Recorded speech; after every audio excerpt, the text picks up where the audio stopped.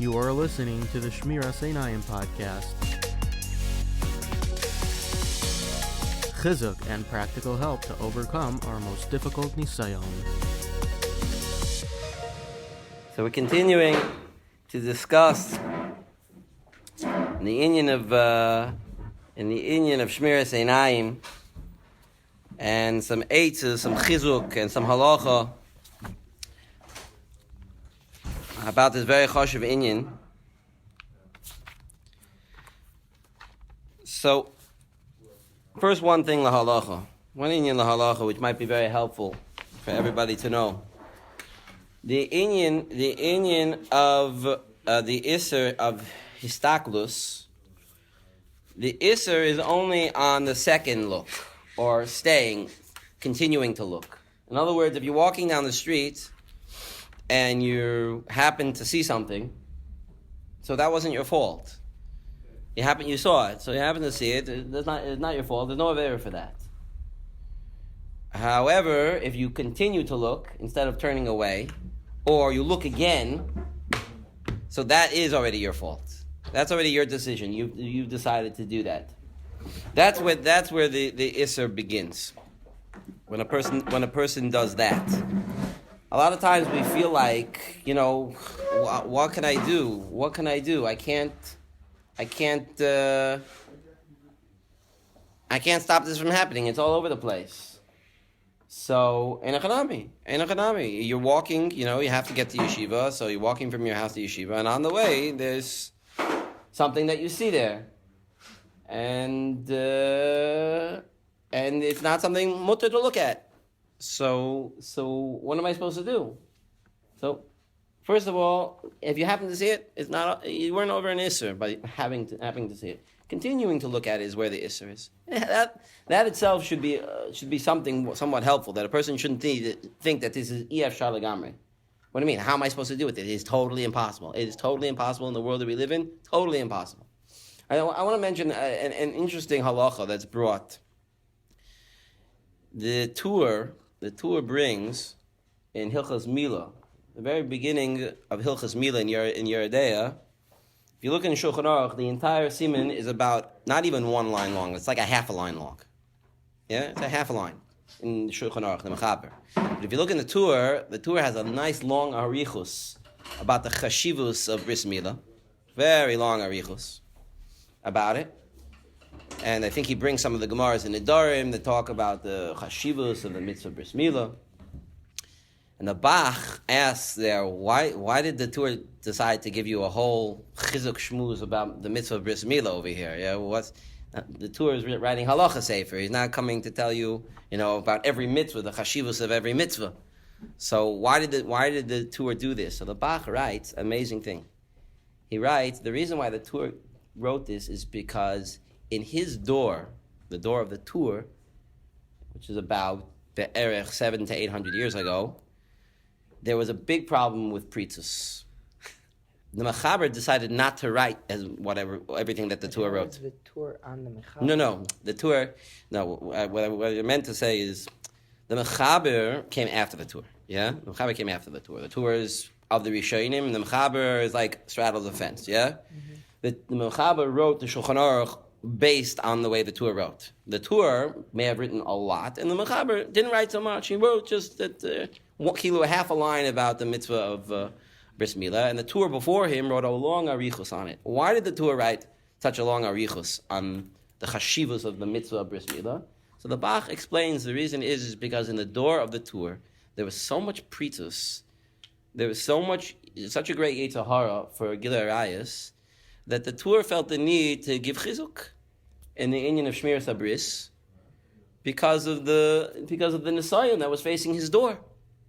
And the Bach writes that if the Torah had such problems in his door, how much more so, the Bach writes, about in our door. How much more so, how much worse is in our door? And I'm going to say even more so. How much more so in our door than in the door of the Bach, and then in the door of the Torah? How much worse is it? You see that the Rishonim already had to deal with these problems. Yeah, this is not something new. This is not something that all of a sudden we woke up one day and we've had to deal with this issue. We're not gonna talk about it today, but Yosef Atzadik already had to deal with this issue, a few thousand years ago, and he already set the Yesodus down for Klal Yisrael to follow through on. And it's not impossible.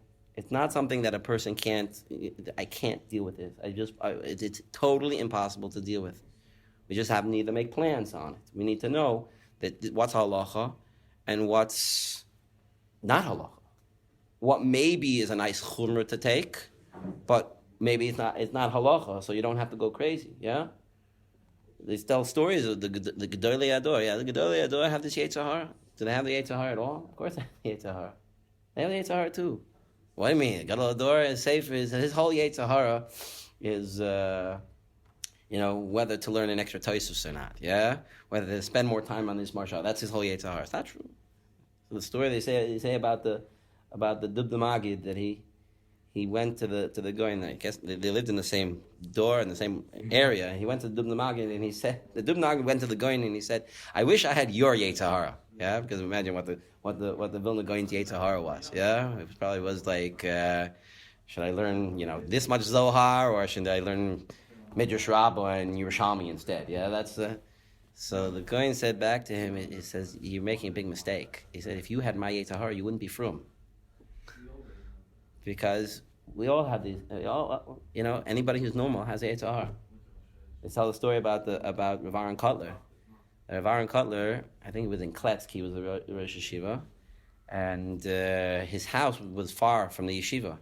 Instead of walking in the main streets to get from his house to yeshiva, he used to cut through backyards, so he wouldn't have to walk on the main streets. And there were wild dogs in these backyards. But he did it anyway. There's a story that's told that there were a couple of Bachrim that were in his house, and they were going to return to yeshiva together.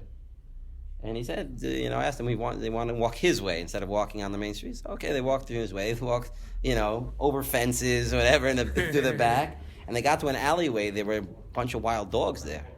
And they were scared. They're scared to go through. So he said, just hold on to my jacket and walk together with me. And nothing happened. Okay, Ma'aseh Nisim. But why did they have to do these things? Why did the Gedolei Ador, they even have a Yetzer Hara? Yes. We all have Yetzer Hara. Everybody has a Yetzer Hara. The Torah tells us that there was one person who didn't have a Yetzer Hara. Yitzchak Avinu, at a certain point in his life, didn't have a Yetzer Hara. That's why in the parsha last week it says that when Hashem came to Yaakov in the Nevuah, it says Elokei Avram, Elokei Yitzchak. Elokei Yitzchak, Rashi asks, what do you mean Elokei Yitzchak? Hashem doesn't put his name on people while they're still alive, because you never know what's going to be with them. Maybe something will happen and they'll go off the derech, chas v'shalom. We know that's not true by the avos, but Hashem has a klal. He doesn't put his name on someone as long as he's still alive, because he always has Yetzer Hara. So why did he put his name on Yitzchak? It says because Yitzchak was blind and his Yetzer Hara left already. He didn't have a Yetzer Hara. So it was as if he was dead. And that's why Hashem put his name on him. It's an amazing thing if you think about it for a second. There are two things over here. First of all, he didn't have a Yetzer Hara. Yeah, he didn't have a Yetzer Hara at all. But the other thing is that he was nechshav as if he was dead. Somebody without a Yetzer Hara is like he's dead already. And we're here to work. We're here to fight against a Yetzer Hara. That's when you're alive. That's how you know you're alive. If you have a Yetzer Hara. If you don't have a Yetzer Hara, then it's like you're dead. It's just like Yitzchak Avinu lived for another how many years after that?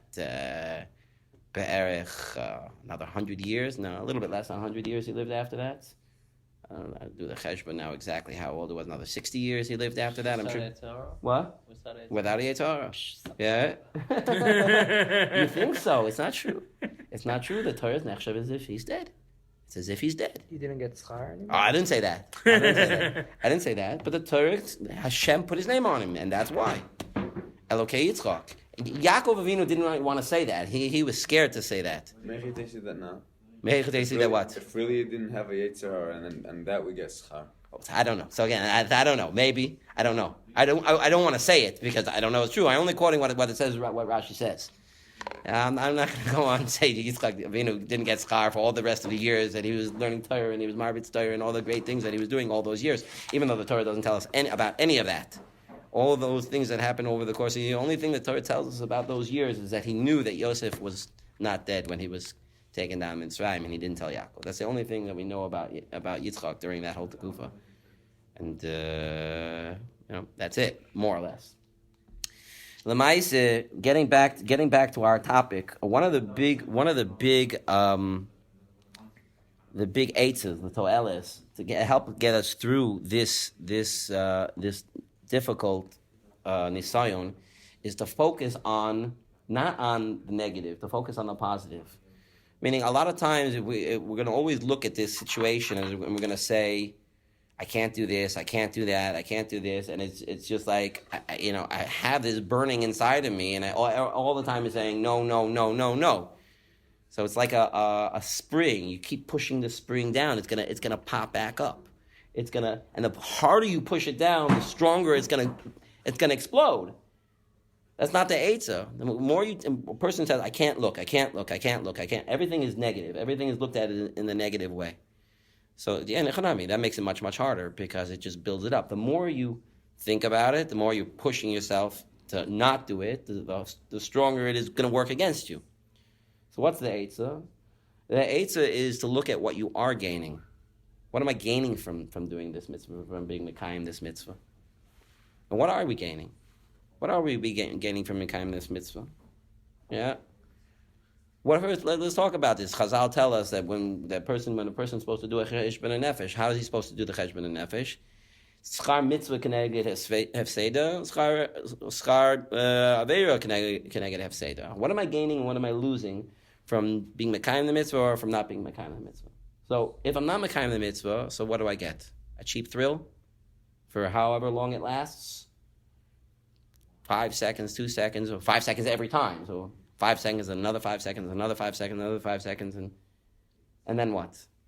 Eventually, a person gets used to this, like we discussed last week, and it's not even enjoyable anymore. It's just meaningless.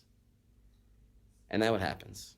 If this is meaningless, so then imagine what's going to happen afterwards is also going to be even more meaningless. The more a person gets used to something, the less meaning it has. So if a person cares about real meaningful relationships, so then if he takes the cheap thrills and he enjoys the cheap thrills, so he's going to just ruin himself for the future. Person who says to himself, I really care about what kind of relationship that I'm going to have with my wife. I care about the ability to have self-control. I care about the ability to be able to evaluate proper what real pleasures are. When I care about those things, so what I'm trading in is the cheap nothing for something much more chashuv. Much more chashuv. Something much more real. And that's way more worth it. When I'm walking down the street and there's something inappropriate to see, so what do I gain from looking at it? What have I gained? A few seconds of pleasure? And then what? That's it. That's all there is. It's cheap. It lasts a second and it's over. And then the next time also. But that's all it is. There's never enough time to think about it before. No. Just like the other time before, it's not even the second look. It's just continuing to continuing. It's a split second. But even if you don't use that split second. In that split second, you didn't do it. But the second after that, you did. Okay, that's something too. That's also something. It's something good. You stop before you go on. Every second is another problem. So if you stop now, okay, so you missed the first 3 seconds, but the next seconds you stopped. Yeah? And we have to realize that we're starting whatever madrega we're starting on. It's going to be very hard to all of a sudden just wake up and say, okay, I'm not doing anything, and that's it, yeah? I walk around with blinders on the street and then walk right into a wall, yeah? You can't do that. Of course you can't do that. We have to start somewhere. We have to understand that we're holding, wherever we're holding, whether it's something we've been working on or not, whether it's something that we've been focusing on or not, you can start now. And if you have been working on it, so then there's more chizuk. Everything in life is a trade-off. You probably heard me say this all the time. Everything in life is a trade-off. You want to do A, so you're going to lose B. You want to do this, you're going to lose that. Everything is like that. The world is full of different types of pleasures. A person can be focused on physical pleasures. A person could be focused on relationship, emotional type pleasures. And if you're focused on one type of pleasure, you're just going to miss out on the other pleasure. It doesn't work like that. You can't have a great, meaningful relationship with your wife and a zoyna on the side. You can't do that. It doesn't work. You're ruining this. If you have this, you're ruining that. But instead of focusing on what I'm giving up, focus on what I'm gaining. Self-control, for example, is a high commodity that very few people have. But self-control gives a person more humanity than anything else. A person who doesn't have self-control is more like an animal. It's just I have to have it. I can't stop myself. Somebody who is addicted to something that's not healthy for them, something that's going to hurt them, is a nebuch. I feel bad for you. You're continuing to do something whether or not you know. If you don't know even that's going to hurt you, so then we can try to educate you. Yeah. If you know that it's hurting you, but you're doing it anyway, why? Why are you doing it anyway? You know this is hurting you. Well, I get a little bit of pleasure from it. Okay, I get a lot of pleasure from it. But is it worth the trade-off? Yeah, there's certain things that people do, not just to hurt their physical bodies, that they hurt the relationships with other people, and specifically with their own wives. And people, they don't even realize it. And I'll give you one example, yeah? A guy, he had a hard day, and he wants to go out and get some beers with his buddies, yeah? He wants to get some beers with his buddies. But his wife expects him to come home. Okay, listen, I'm not saying each time you have to evaluate, you can talk, whatever. Yeah, but there are a lot of times that a guy will say, I don't care, I'm going out. Yeah, I'm just doing it. And he doesn't realize, or maybe he does realize and just doesn't care, which is even sadder, that the amount that he hurts the relationship is way, way more than the amount he gains from going out and chilling out with his buddies with a couple beers, whatever it is. The amount that he loses is so much greater than the amount that he gained. Was it really worth it? But I can't control myself because that's what I need right now. So self-control gives a person the ability to evaluate and say, hey, I know what's really right in this world, what's really right in each particular situation. And I can stop and actually think about it. And even though I want this, I know that it's not worth it. I know that I'd rather have this because this is really means a lot more. And everyone would agree. Everyone would agree if it's a question of money and we can give you $100,000 now, but if you wait a month, we'll give you $2 million. That who wouldn't wait? Who wouldn't wait? They did an experiment about this. It's called, I think, the marshmallow experiment. Yeah, a famous experiment that was done. That they gave little children, I don't know how old they were, 6, 7 years old, a marshmallow, and they said you can eat it now, but if you wait a half hour and you don't eat it, I'll give you a second one. And some kids just ate it right away. They didn't get the second marshmallow. And some kids were able to wait, and they got the second marshmallow a half hour later. What's interesting about this is that many years later, they checked back up with how these kids turned out in life. The ones who were able to hold back and wait for the higher level thing further down were much more successful in life. The ones who took right away and couldn't wait. Self-control is what gives you so much more to life. Yeah, there's so much more. And this is something that if a person can't control or doesn't even try to control his eyes, he doesn't have self-control. My mashkiach, and this example I think I mentioned a few times here also, but I don't think I said it in a while, so I'll say it again now. Yeah, I say a good mashal you can say at least once a year. So my mashkiach told us the following mashal. He said that there's a man who's walking down the street, and he gets pulled into an alleyway, and there's this huge monster of a person standing there next to him and saying, you're going to come with me, you're going to be my slave. Yeah, the guy looks like he could eat me. So, and he's got me. So I'm a little bit scared. So if you go with him, I can hear, if because you're scared for your life. Say it. Let's say that guy is not this huge guy. He's about the same size, same height, same build as you. Well, about the same. Think for a second, like maybe I can take him. Or maybe he has a weapon. Maybe, okay. I can hear also over there. What if it's a little boy? A 5-year-old pulls you into the alleyway and says, come with me, you're going to be my slave. Yeah? What, are you a joke? What kind of, totally ridiculous, right?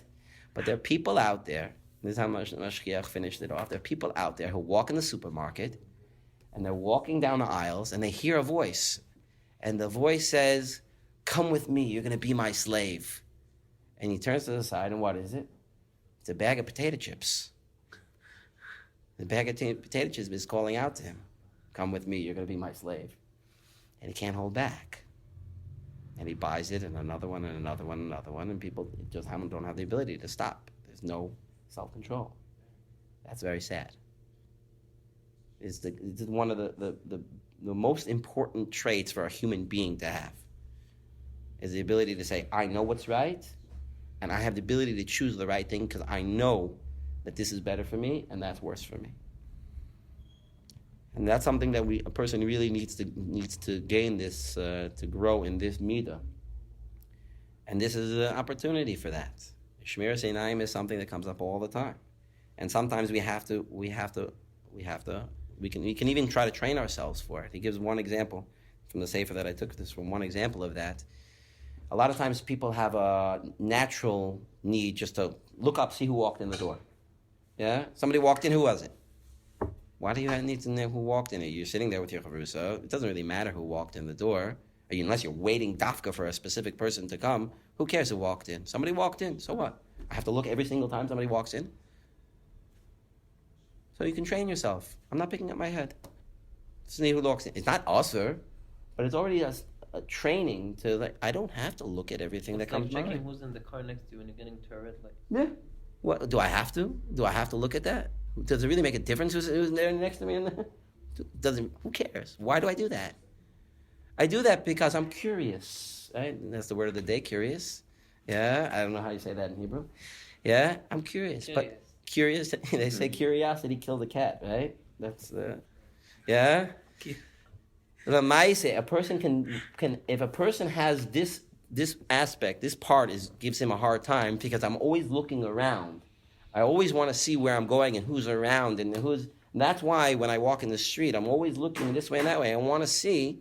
So if a person can train themselves to not be like that, I don't really care who's in the street. I have one thing I need to get from my house to this store. I need to get from my house to what's going on in the street. I really could care less. It's not important. I just need to get from here to there. A person can learn to train themselves in this area, so then they'll be much, much better off. It's hard. All beginnings are hard. Every time we're going to start, especially in this area where the Yetzer Hara is so great. It's very, very hard in the beginning, but if you show Hashem that you really care, it really makes a difference to me, and I'm going to really try. In the beginning, it's hard, but it starts to get a little bit easier, especially when you're successful. You see a little bit of success. Yeah. I felt a lot of times that sometimes you see something that's not inappropriate, so you say, I'm not going to look at it. And then you find yourself in a position where you're ready for 5 minutes, but you think, I'm not going to be looking at that, I'm not going to be looking at that. Your mind is on it for the past 5 minutes, there's not much you gain. It's true. That's why there's another eitzah they talk about, and we didn't have enough time, today, but another eitzah is, the best thing to do is put your mind in something else. Meaning what? You're not going to, don't, instead of saying, I'm not going to look at it, automatically you got to switch your mind to something else. Whatever that something else is. Yeah, whatever you were thinking about before. I'm just not thinking about it anymore. I'm not there. When you look, there's another important part, which we really can't talk about right now, not enough time, but when I look at something, it's like I'm with that thing. So then, I don't want to look at it, but your mind is still there. So how do I get my mind away from that? It's like when you have a song in your head, and you can't get the song out of your head. You know how you get the song out of your head? Start singing a different song. Sing a different song, and then you'll get the song out of your head. Yeah? And if it's hard, don't sing it in your head. Sing it out loud. Yeah? You start wondering, people start wondering in the street, yeah? Like, why did this guy just start singing? Yeah? And loud, too. This is the only way. Start something else. Just start something else. If your brain is empty, meaning not empty, I don't really mean what that is. But if you're open, if you're just looking to take in and you're not actively thinking about something, then it's just gonna stay there. Actively think about something else.